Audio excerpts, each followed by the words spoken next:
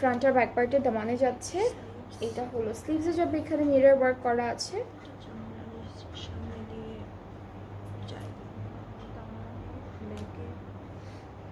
আচ্ছা, এটাও আমাদের ড্রেসে যাবে, দামানে ব্যাকে এটাও বসবে। এরপরে দুপাট্টা হলো আমরা পাচ্ছি, এটা হলো, এটা কি